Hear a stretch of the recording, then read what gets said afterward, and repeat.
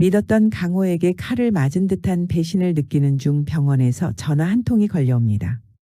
지은호가 무너지는 순간이 점점 다가왔는데요.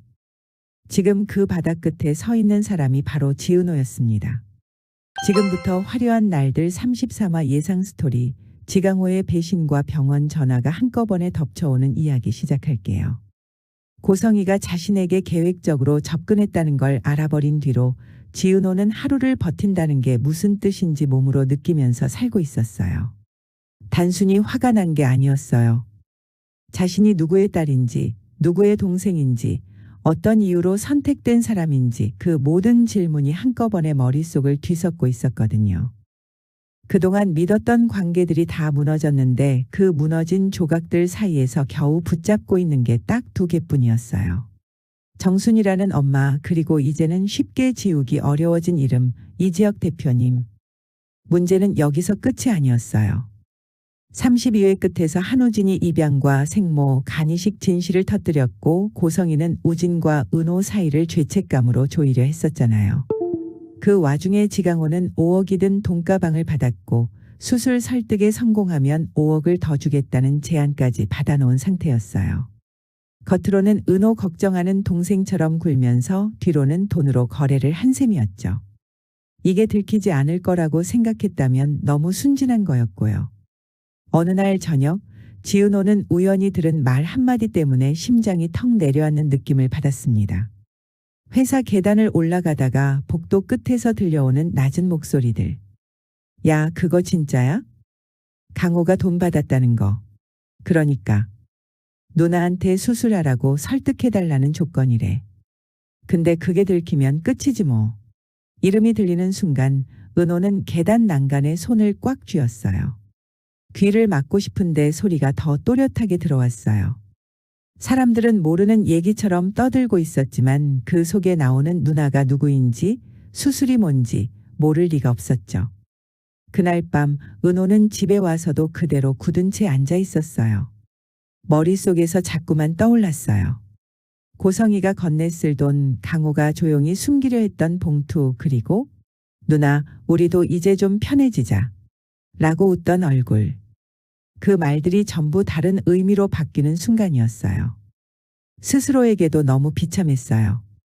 내가 이렇게까지 눈치가 없었나, 내가 이렇게까지 만만했나. 그럼에도 불구하고 한 사람 생각이 계속 났어요. 이 상황에서 자기 편에 서줄 사람이 누군지 너무 분명하게 떠오르는 이름이었죠. 그래서 결국 은호는 휴대폰을 잡고 메시지 하나를 보냈습니다. 지혁 선배, 혹시 오늘 좀 뵐 수 있을까요? 이지혁은 회의가 끝나기도 전에 진동으로 들어온 그 메시지를 보고 화면을 한참 내려다봤어요. 평소엔 대표님이라고 부르던 사람이 굳이 지혁 선배라고 적어 보냈다는 게 먼저 눈에 들어왔어요. 그 한 단어에 실린 감정을 읽는데 오래 걸리지 않았어요. 누군가가 버티다 더는 안 되겠다고 손을 내미는 순간이라는 걸 알았거든요. 그래서 그는 서류를 덮고 조용히 말했어요. 오늘 회의 여기까지 하죠. 지혁이 도착했을 때 은호는 회사 건물 근처 인도 가장자리에 서서 신호등만 멍하니 보고 있었어요. 차들이 지나가도 사람들이 옆을 스쳐도 딱히 주위를 인식하지 못하는 얼굴. 지은노. 지혁이 부르자 은호는 천천히 고개를 돌렸어요. 선배. 평소처럼 억지로라도 웃어 보이려는 기색이 없었어요. 그걸 보는 순간 지혁은 그날이 그냥 힘든 날이 아니라 무언가가 완전히 부서진 날이라는 걸 직감했어요. 둘은 근처 사람 적은 골목 쪽으로 걸어나갔어요. 말이 많을 필요는 없었어요. 잠시 침묵이 흐르다가 은호가 먼저 입을 열었어요. 강호가요, 고성희 씨한테 돈 받았대요. 저한테 수술하라고 설득해달라는 조건으로요. 목소리는 최대한 담담하려 했지만 끝이 미세하게 떨렸어요. 선배, 저 진짜 바보 같죠? 전 동생인 줄 알고 다 얘기했는데. 지혁은 눈을 크게 뜨지도 않았고 곧장 욕을 하지도 않았어요. 대신 아주 긴 숨을 내쉬었어요. 그 숨속에 실린 분노와 답답함은 은호를 향한 게 아니라 이 상황을 만들어버린 어른들을 향한 거였죠. 내가 바보면 세상에 바보 아닌 사람 없겠다. 지혁이 조용히 말했어요. 은호야, 넌 그냥 믿고 싶은 대로 믿은 거야. 그걸 사람들은 이용한 거고. 은호는 입술을 깨물었어요. 근데 자꾸요, 저도 같이 나쁜 사람이 된 것 같은 기분이 들어요. 오빠 기다리는 병원 생각하면 더 그렇고. 우진이 누워있는 병원, 대기 명단, 간이식, 혈연, 생모, 입양. 모든 단어가 머릿속에서 뒤엉켜 있었어요. 지혁은 그 감정을 누구보다 잘 이해했어요. 책임감이 강한 사람들이 제일 먼저 하는 착각이 이 모든 게 내 탓이다라고 생각하는 거거든요. 너 참 이상한 사람이야. 지혁이 말했어요. 누가 봐도 피해자인데 맨날 가해자인 척하고 있어. 그 말은 나무라는 말 같지만 실은 가장 다정한 위로였어요. 내 잘못 아니라고 내가 100번이고 말해줄게. 필요하면 1000번도 말해줄게. 그날 이후 지혁은 완전히 본격적으로 움직이기 시작했어요. 사람들에게 직접적으로 티를 내진 않았지만 회의 중간에도 이동하는 차 안에서도 틈만 나면 휴대폰으로 누군가와 통화를 하고 있었어요. 그 통화의 대부분은 지강호와 관련된 기록들이었어요. 어느 계좌에서 어느 시점에 큰 돈이 들어왔는지, 그 돈이 얼마 만에 빠져나갔는지, 누구와 통화가 잦아졌는지. 이 패턴이면 최소 2번 이상은 거래가 있었다는 건데 지혁이 데이터 화면을 보며 중얼거렸어요. 고성희와 연결된 정황은 점점 구체적으로 드러나고 있었고 그 안에 지은호라는 이름이 얼마나 노골적으로 오르내렸는지도 알게 됐어요. 그걸 보는 순간 그의 표정이 처음으로 차갑게 굳었어요. 한편 지강호는 점점 더 초조해지고 있었어요. 돈은 이미 손에 쥐었고 일부는 써버렸어요. 그런데 상황은 원하는 대로 흘러가지 않았어요. 은호는 수술을 거부했고 고성희는 점점 더 예민해졌고 주변 사람들의 눈빛은 미묘하게 변하고 있었죠. 편의점 앞에서 캔맥주를 따던 지강호는 혼잣말처럼 중얼거렸어요. 에이, 설마 들키겠냐. 그 돈 받았다고 누가 믿어. 그렇게 말해놓고도 손은 계속 라벨을 뜯고 있었어요. 양심이 찌르면 몸이 먼저 반응하는 법이죠. 그러던 어느 날 지강호는 예상치 못한 전화를 받게 돼요.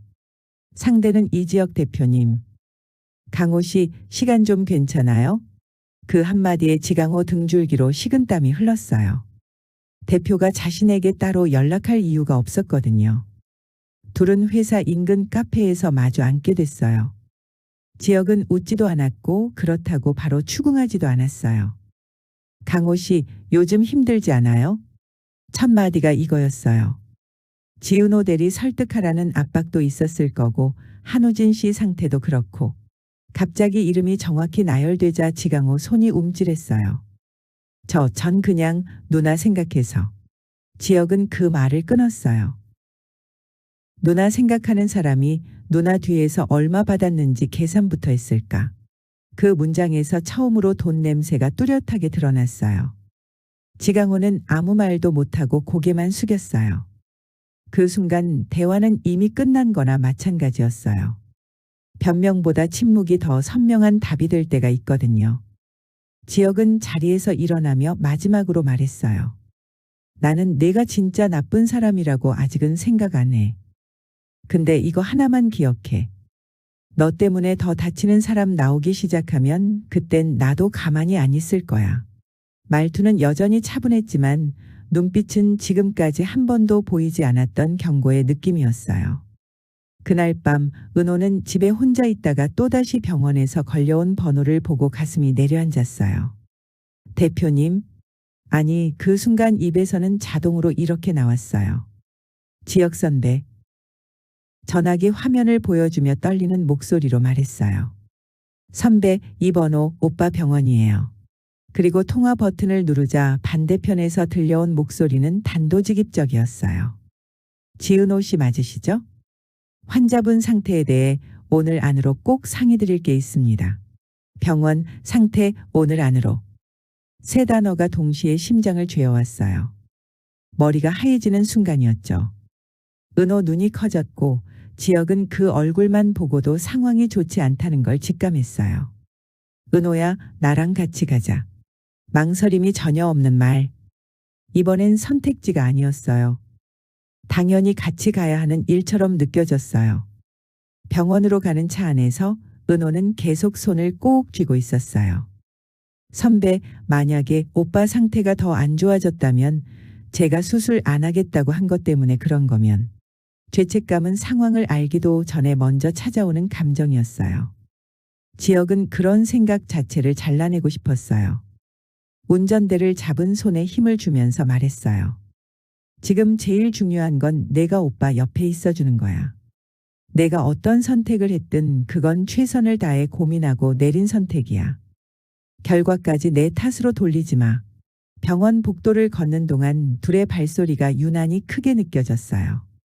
우진이 있는 병실 앞에 도착했을 때 문 앞에서 의사가 기다리고 있었어요. 지은호 씨, 맞죠? 의사는 침착하게 설명했어요. 수치가 불안정해졌고 상태를 더 지켜봐야 하지만 긴급 상황에 대비해야 한다고요. 간이식 이야기가 또다시 언급되는 순간이었어요. 설명을 듣는 동안 은호는 고개를 끄덕이면서도 마음속에서는 또다시 그 문장이 떠올랐어요. 내가 간 안 주면 넌 살인자야. 고성이가 던졌던 그 말.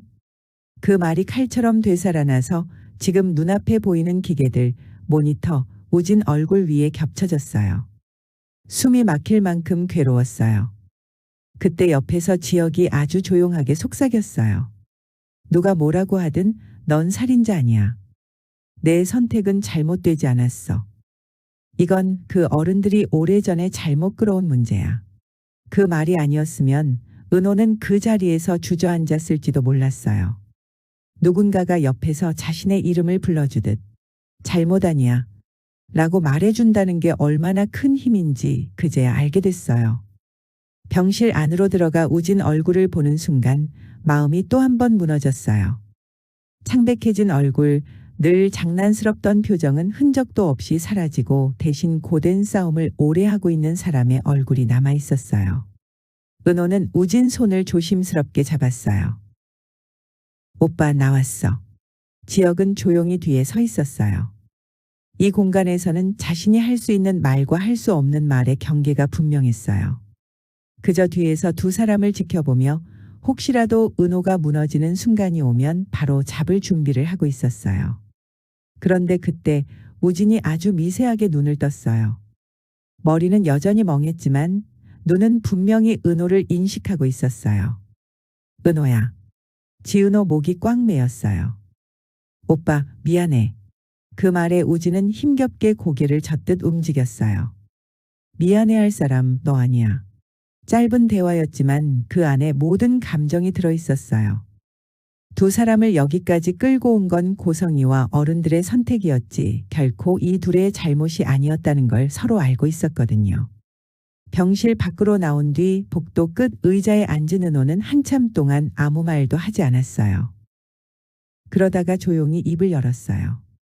대표님, 이번엔 선배가 아니라 아주 오랜만에 회사에서처럼 불렀어요. 저 이제부터 어떻게 해야 할까요? 지역은 그 질문이 수술을 해야 할까요? 말아야 할까요?만을 뜻하는 게 아니라는 걸 알았어요. 지금까지 어른들이 만들어 놓은 판에서 끌려다니던 사람이 처음으로 자기 인생을 스스로 고르고 싶어 한다는 뜻이었어요. 그래서 성급하게 답하지 않았어요. 은호야, 지금 당장 대답 안 해도 돼. 중요한 건 내가 어떤 선택을 하든 이번에는 내 편에 서줄 사람이 있다는 거야. 나도, 순이 어머님도, 그리고 생각보다 내 편인 사람 많아. 그 말에 은호의 얼굴이 아주 조금 풀렸어요. 대표님이요? 하고 되묻자 지역은 짧게 웃었어요. 그럼 나 내 편이야. 그 말은 고백 같은 말이었지만 지금은 고백보다 먼저 필요한 말이기도 했어요. 사랑 고백보다 먼저 이 사람은 혼자가 아니라는 확신. 두 사람이 그렇게 마주 앉아 있는 사이 병원 한쪽에서는 또 다른 움직임이 일어나고 있었어요. 한 여자가 조용히 병원 복도를 지나가고 있었어요. 간단한 외투, 낮게 눌러 쓴 모자, 그리고 누군가를 찾는 듯한 눈빛. 그녀 손에는 오래된 명함이 하나 쥐어져 있었어요. 거기에는 고성이 연락처가 적혀 있었어요. 여기로 오시면 됩니다. 예전에 이야기 나눴던 그 건으로요. 조금 전 통화 기록에 남은 문장이었죠. 새로운 인물이 병원에 도착하는 순간 이 이야기의 다음 장은 또 다른 방향으로 꺾이게 될 거예요. 지강호의 배신은 이미 드러났고 우진의 상태는 위태롭고 지은호 마음은 한 번 더 시험대 위에 올라가게 되겠죠. 그리고 그 옆에는 묵묵히 지켜 서 있는 이지혁이 있을 겁니다. 이들이 어떤 선택을 하게 될지, 그 선택이 누구를 살리고 누구를 무너뜨릴지 이제부터가 진짜 본격적인 시작일 거예요. 오늘 화려한 날들 33화 예상 스토리는 여기까지입니다. 지강호의 배신이 드러난 뒤에도 끝나지 않는 병원 전화, 그리고 점점 더 깊어지는 지혁과 은호의 감정선까지 앞으로 전개가 더 궁금해지셨다면 구독과 좋아요 꼭 부탁드립니다. 감사합니다.